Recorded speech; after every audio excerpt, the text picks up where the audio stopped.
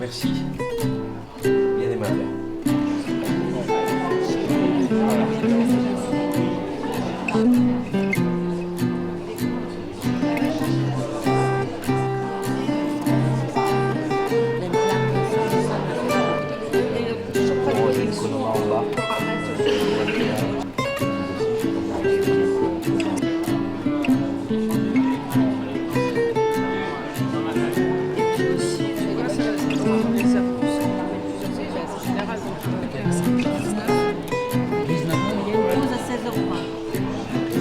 Planter le décor pour dire pourquoi on est là, et ce qu'on espère de cet après-midi.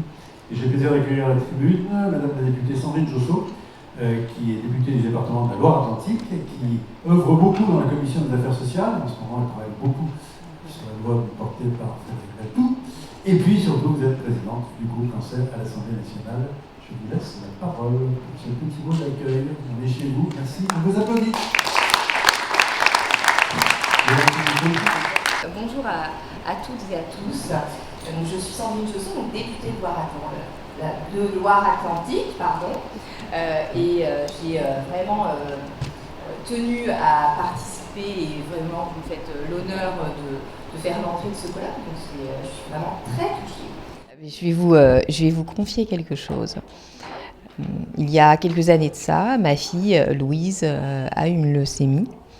Et je lui ai promis que dans ma vie, dans mes engagements, je porterai cette cause parce que de ses mots, elle dit que voilà, c'est pas normal d'avoir un cancer si petit et elle dit aussi très naturellement que ça lui a gâché aussi une partie de ses journées d'enfance. Et pour ça, je pense que c'est important aujourd'hui de continuer à se battre pour elle, pour tous les enfants qui ont eu des cancers, pour les familles, et puis pour accompagner aussi tous ceux qui œuvrent pour la recherche des médicaments, des traitements, et puis pour ceux qui font de la prévention.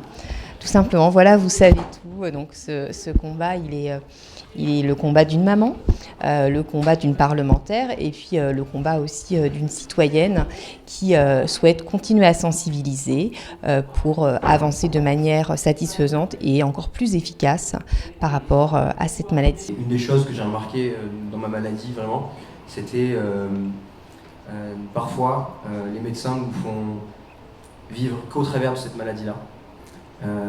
Et s'il y avait quelque chose qui m'a permis, moi, de m'en sortir, c'est de justement sortir de la maladie, d'arrêter d'en parler à la maison, d'essayer d'avoir une vie normale. Moi, je suis une ancienne chercheuse là, je suis présente par mon engagement de femme, donc chercheuse, par mon engagement d'une personne ayant autour d'elle aussi des personnes ayant un cancer.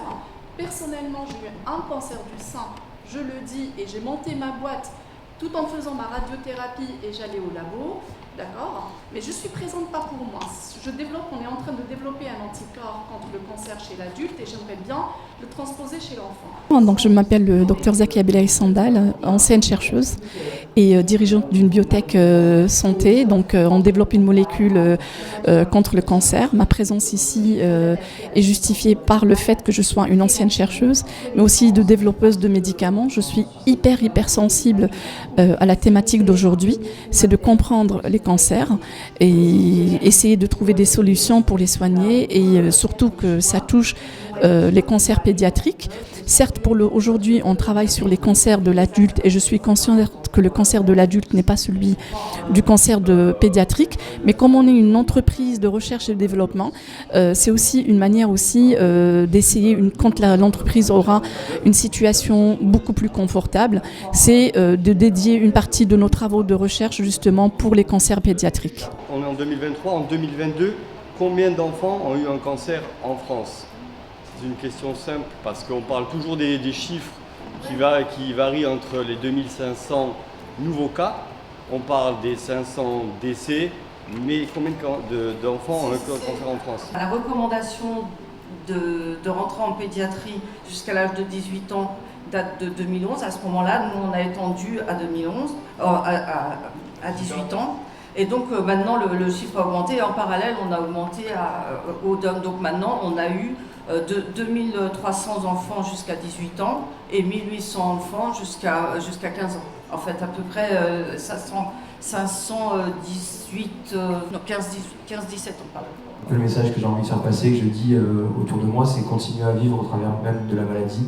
Même à l'hôpital on peut vivre. Bon, alors, une petite fille était brûlée à 70% de son corps à l'hôpital. Et on s'amusait, on changeait de chambre, on se cachait un peu des médecins, on restait des enfants en fait. Et ça c'est important pour les gens qui sont malades, c'est de continuer à rigoler, à vivre, et pas seulement à dire bon bah t'en as ta deuxième fonction lombaire, tu vas devoir rester 4 heures allongé au lit. Ça c'est des choses aussi qui sont importantes, je pense, avec des messages importants à transmettre.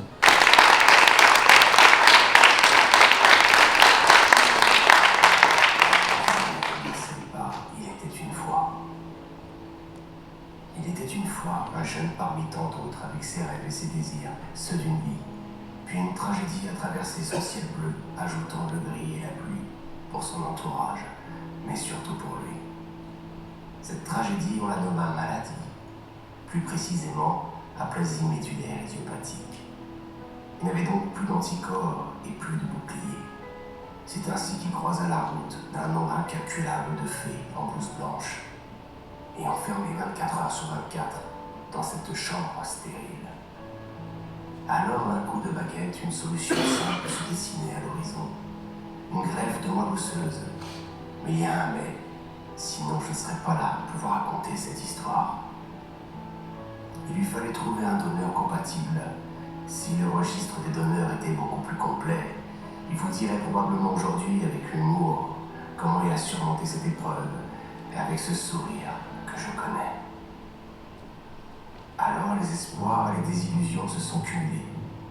Mais parce qu'il y a toujours sommet dans un élan de générosité, il décida que son issue devait être une leçon, une raison et une explication à tout. C'est pourquoi qu'il chantait tant qu'il le pouvait et qu'il racontait à qui voulait prêter l'oreille. Son souhait était simple à comprendre. Plus un seul gamin ne devait grandir dans un hôpital en regardant par la fenêtre l'insouciance des autres. Les gens devaient savoir, et de là est née sa phrase. Si ce n'est pas pour moi, faites-le pour eux. Ne perdez pas de temps, il est trop précieux pour ça. Ici n'est pas la fin d'une histoire, mais bien son commencement. Un seul mot venant de cet enfant résonne encore, et c'est celui du courage. Alors propagez ce message, entendez l'appel du cœur et de la raison. Rejoignez l'association Courage Ulysse-Saunier. Soutenez dans toutes ces actions, parlez-en autour de vous. Ensemble, nous irons loin. Cela commence avec un don de moelle osseuse. Et cette histoire finit avec un sourire. Adieu.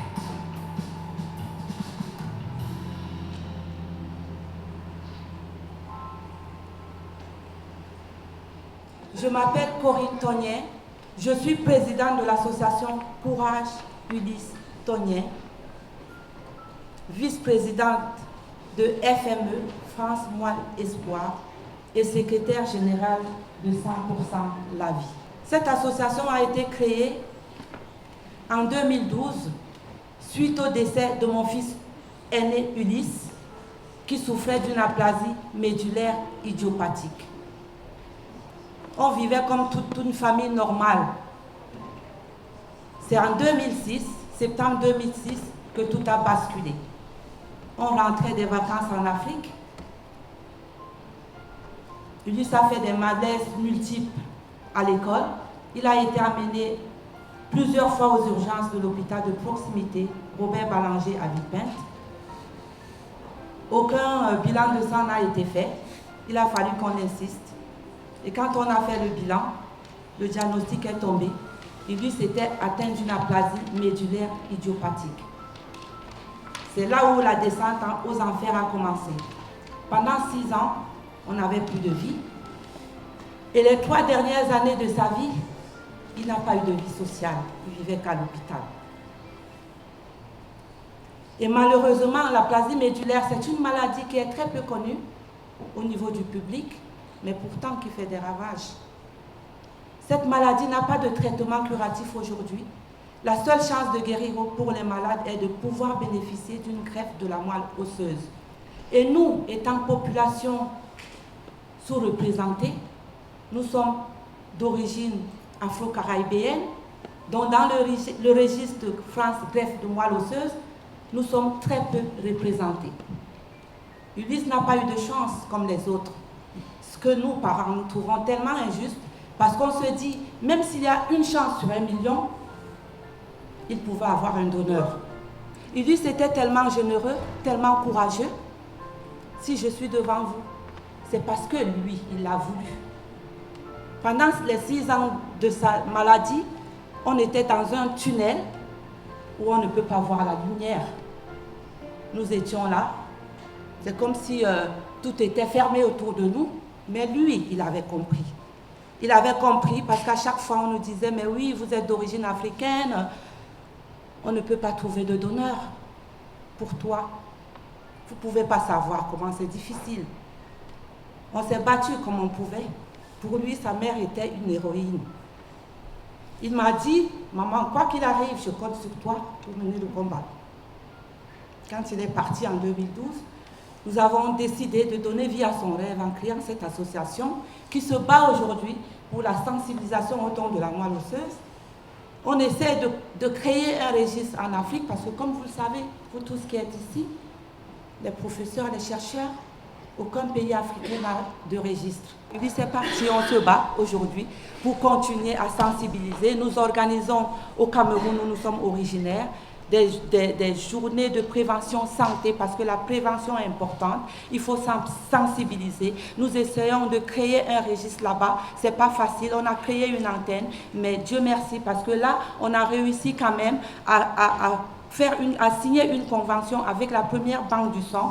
Et aujourd'hui, c'est l'établissement français du sang qui accompagne le Cameroun au niveau de la législation, de la création d'un centre de transfusion, centre national de transfusion sanguine.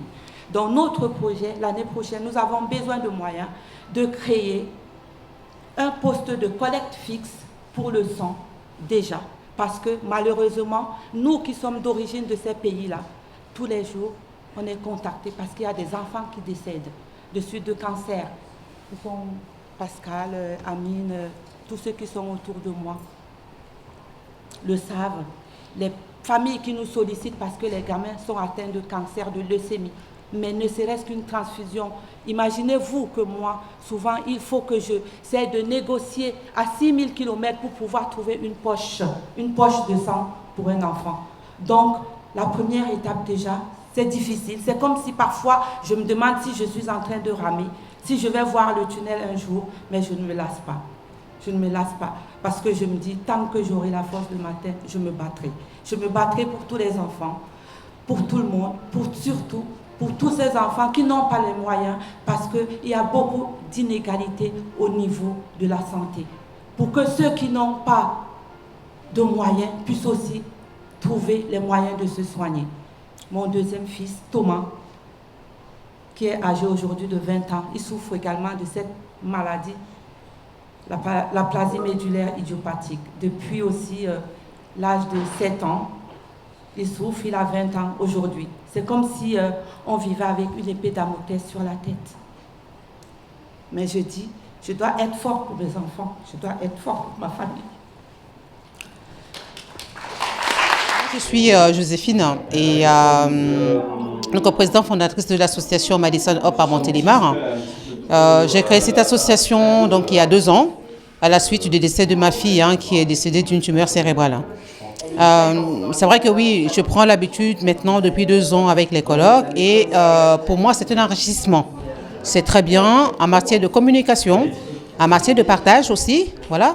Et ça nous permet un avancement, ça nous permet de savoir où en est la recherche et ça nous permet surtout de savoir les acteurs, les nouveaux acteurs en fait qui rentrent dans ce domaine.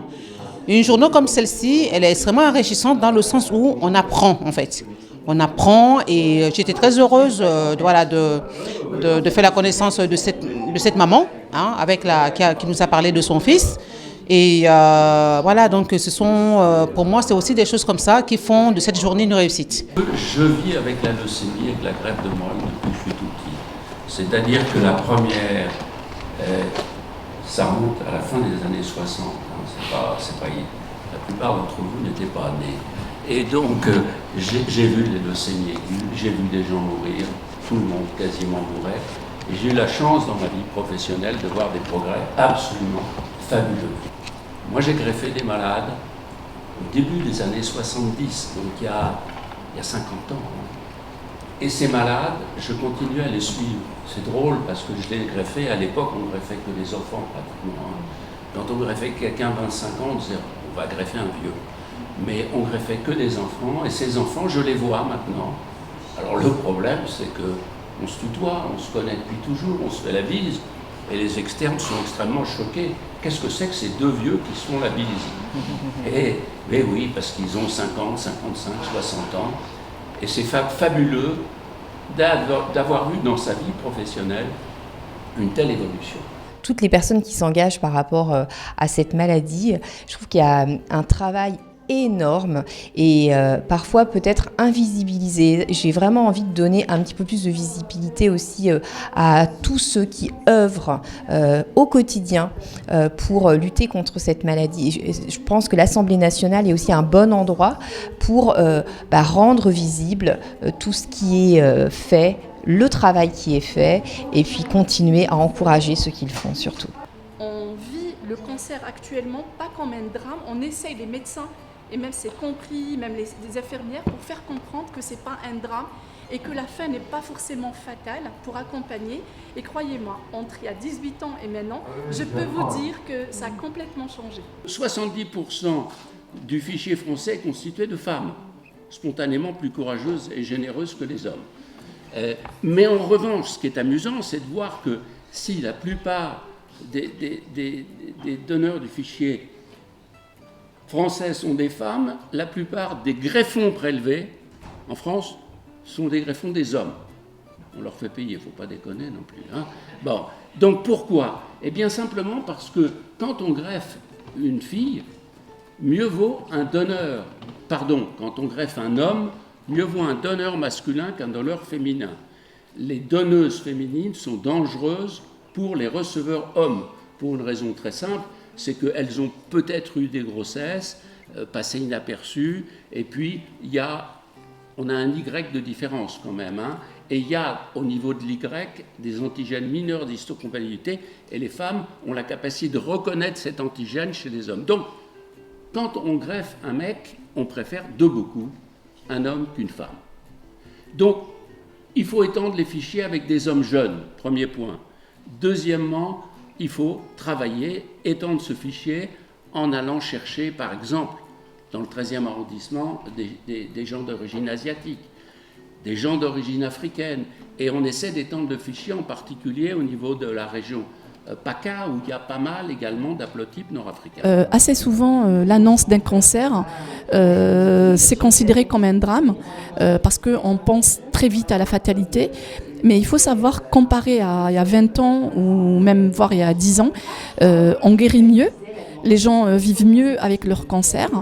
Et ce qu'il faut donner, c'est une très bonne hygiène de vie psychologique, un accompagnement psychologique, que ce soit pour la famille, que ce soit pour le patient lui-même.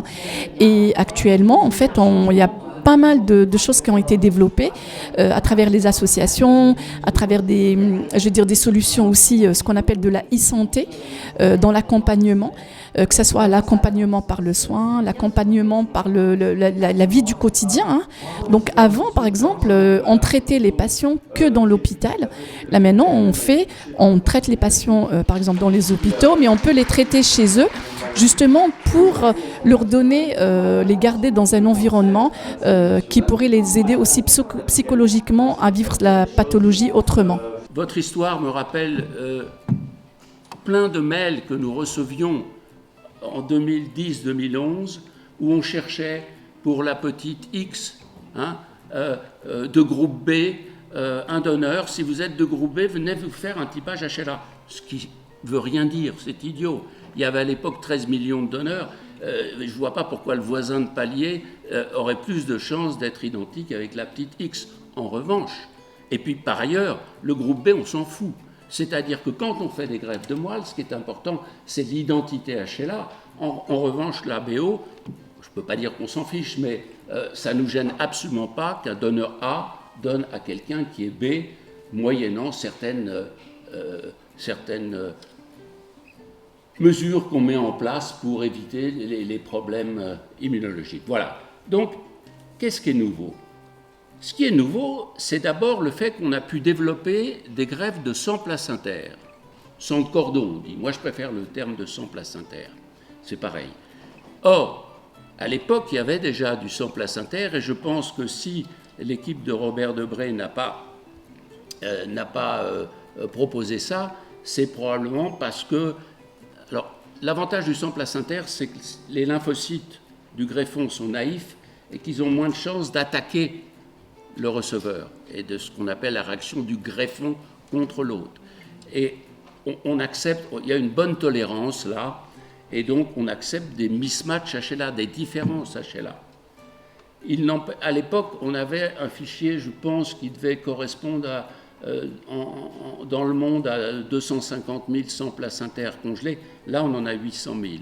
Donc peut-être qu'on a eu la chance de trouver quelque chose là. C'est-à-dire qu'on peut faire des greffes aux enfants ayant des leucémies, ayant des aplasies, avec papa ou maman. Comment on fait ça? Alors, c'est relativement récent, hein? Ça fait une dizaine d'années qu'on fait ça. Je pense qu'on en discutait peut-être à peine à l'époque. Mais il y a une nouvelle technique qui consiste à faire la greffe, c'est-à-dire que j'injecte le greffon au malade. À ce moment-là, comme il y a une demi-identité, il y a une demi-différence, les lymphocytes du donneur s'excitent comme des fous dès qu'on les a injectés, se mettent à se multiplier et s'activent. À ce moment-là, qu'est-ce qu'on fait?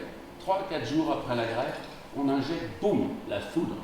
On injecte de fortes doses d'endoxan pour détruire ces cellules qu'on dit cellules alloréactives, c'est-à-dire des cellules dangereuses pour le malade. Donc tout le monde a un donneur.